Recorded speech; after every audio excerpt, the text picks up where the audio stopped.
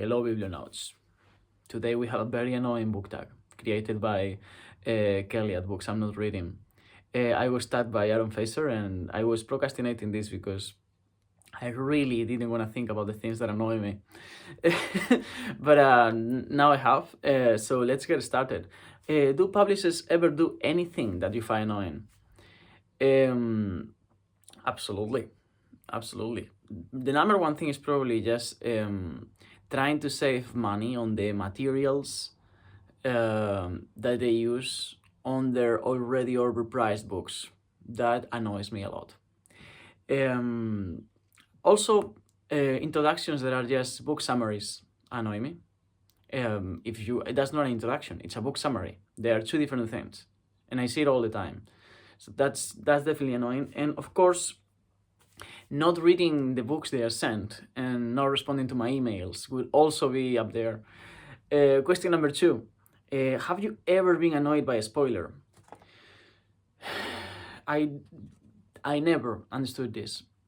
Neither in books, nor in movies, nor in pretty much anything. I think it's very rare that you will see some piece of art or any story that is just based on that plot twist. If you're basing the value of a book on a certain action, a certain dramatic action, and any change on the narrative, basically something that lasts a single paragraph, what are you saying about the book as a whole? I don't get it. Spoilers, I understand, if you are following the story, it's kind of like a cool moment, right? But people that won't read a book because they know the end or something like that, it's about the journey. I don't think it's all about execution. I think the plot has a lot to do with the book. I think there are books that are more plot driven and books that are more based on their form or how it's presented.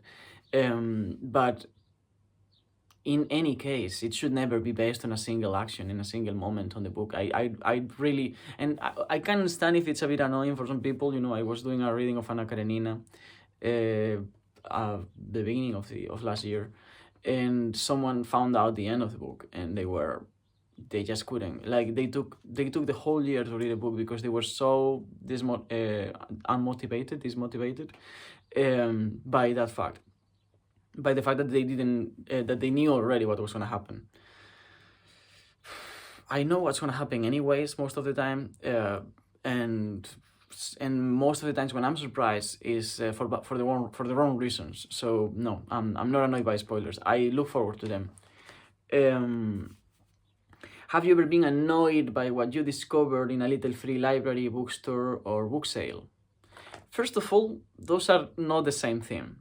A free library is free. You have no right to be annoyed at what you find in a free library unless it's a bomb. I don't understand people who get annoyed about what they find in a free library. What are you expecting? It's free. It's free. Don't take it. Now, in a bookstore or book sale, I can be annoyed at certain things. I don't have a problem with annotations, but I have seen people leaving their social media accounts on the first page. Sometimes in books that you could tell that person didn't read because they had a bunch of annotations on the first page and no more annotations in the whole book. Sometimes you would just have in a completely new book someone's Instagram, and that's it. That annoys me a lot, and highlighters also annoy me.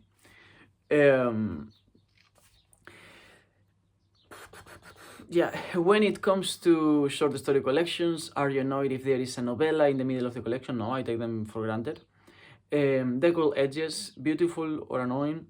Beautifully annoying. I find them a bit, it's like they're not, there's something good about them, which is that the pages tend to be thicker in Deckled edges books for some reason. That's my experience. But I find them harder to pass the pages. I think, yes, they are beautiful, but I don't really care, honestly. I don't look for that. I'm looking for the book, and if the book has Deckled edges, okay. Other people's annotations in a used bookstore, library, or do you find them annoying or okay? I not only not find them annoying, I look forward to them. There are annotations, that's true, but in general, I look forward to them, especially when I'm reading like some harder book or a philosophy book or something like that. Sometimes I have a copy of a book like with the Phenomenology of Spirit, and I go to a library in the university because I know I will find a copy that has annotations, and I will read those annotations because especially in more complex philosophy books, people will break down the arguments sometimes and do a lot of the lifting for you. Or maybe you are not sure about a paragraph, you didn't understand it properly, and you don't have access to a person who knows it. So mainly, when it comes to difficult books, I definitely look forward to the annotations. When it comes to any book in general, I also look forward to annotations, but for different reasons. I like the third person in the book, to feeling like someone was there before and following their traces. Yeah, I think again there are silly annotations like wow, that was cool, but I also make silly annotations sometimes, so I'm no one to judge. 8, yeah, no, yeah. Are you annoyed when yeah, are you annoyed when changes are made to a series or a collections of books? Depends. I cannot think of any example now. I think sometimes they're very pertinent. 8. Do the decisions of characters in a novel ever annoy you? There's two kinds of annoyance, right? If a book is a solid book with a solid story and the characters are doing something that makes sense for them to do, but it's something that I don't want them to do because I am in the story, I can be in some way annoyed, react negatively to that, but that is not really annoyance. When I'm annoying is when the character does something that doesn't make any sense. And I'm not annoyed at the character, I'm annoyed at the writer, of course, because it's basically with the whenever I am annoyed at the character is because the writer is coming through, is telling me I am writing a story and I have no fucking idea of what I'm doing. Yeah, that would be the only case. So next. Are you annoyed at how people organizes their books? There's many ways of organizing books. I personally organize them by genre, not genre exactly, but like by type of book. I have sort of like, first of all, you have form and content based books. I generally have like books I have read on one side, books I have not read on the other, and then on the books I have read, I have them ranked by my favorite to the least favorite. And in the books I have not read that I have on my library, I have them in sections, right? These are philosophical books of the 20th century. These are of the pre-20th century, and there's classicals, or, that's it. I basically classify them in types, but those types are very personal. They're not always things that someone could come through and be like, okay, this group of books are all, that kind of book. I know people who organizes them alphabetically. I understand that, but I find it much like, for me, a library is also a map of all the books that you have read for your memory. And when I organize them alphabetically, it's harder for me to look at a place in the library and remember all of those books, because they are no longer compartmentalized in the same way that they are in my mind. So I try to make the library a physical manifestation of how I remember those books in my mind and where do I classify them inside my mind. Joe Spivey mentioned in his version of this tag that some people organizes them by color. I never noticed that other than in coffee shops. But yeah, that would definitely be annoying. Or with the spine inwards, I think someone else said as well. So that you only see the pages, those things. Basically, the only case in which I am actually annoyed at how people organizes their books is when it shows that they don't read them.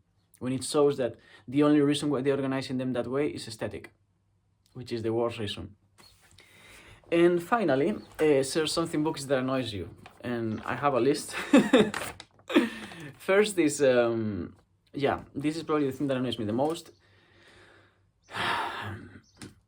which is people coming to me, I'm sure this has happened to you as well, with a face of impotence and telling me that they really want to start reading, that they really would like to be a reader, and then proceeding not to read. And I am like, what the fuck? Like, what the...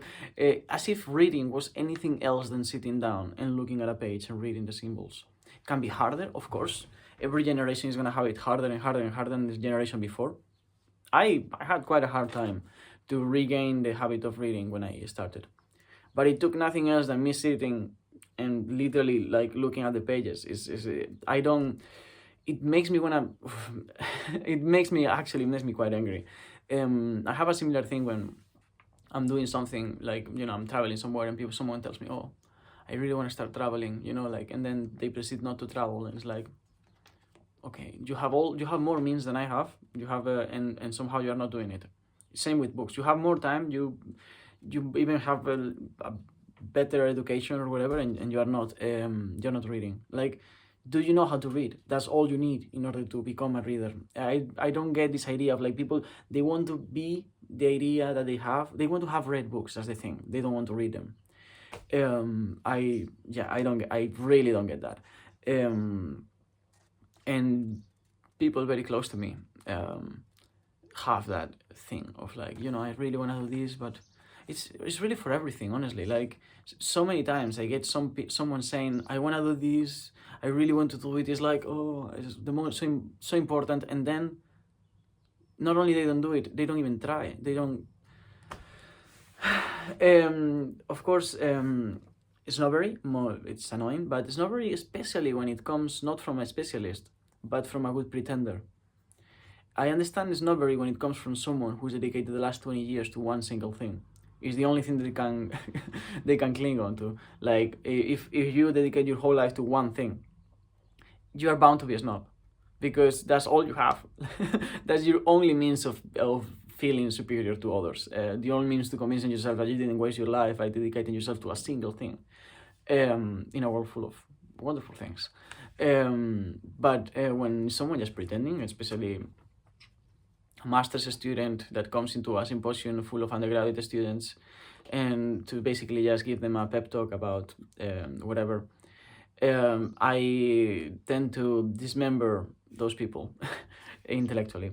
But I don't like it. And also, books that treat me as if I was retarded. Books that are so afraid that I will leave on the first page, that they have to fill the first page of their story with some completely unnecessary, highly eschatological climax, so that I will stay. I don't have any problem with eschatological climaxes of any kind, but when it's on the first page and when it's so clearly the insecurity of the writer about my own cognitive capacity or focus or whatever, when they think that I'm just gonna, it's like, it says a lot, because I do think that the average person, not necessarily the average reader, but the average person has that thing now. They will not give it a proper chance. They're just looking for keywords. But I find it annoying. It's a massive turn-off for me on books. Of course, any sort of condescendence from the side of the author that tends to come sometimes with a rain of vain profundity. I can't stand that either. And last, obscurity. Obscurity, this is more of on the philosophical side, academic obscurity in general.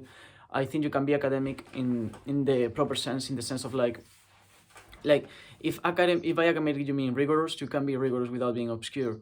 But I find obscurity so much in books, and I can't stand it. I detest it. I read a lot of books that are obscure for different reasons, but that doesn't mean that I don't hate it, that I don't hate that aspect of those books. And just in general, I also hate fake readers and writers. There is also fake writers, but mainly fake readers, which I think that right now,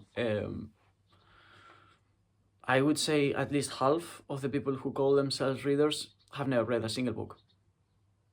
I don't know if it's more than that, but because there is people who call themselves readers who read one book a year. In a sense, they are. Most readers do read very little, but but there is people who call themselves readers who have built a career around them being readers, and they have never read more than one page of whatever they call their favorite book.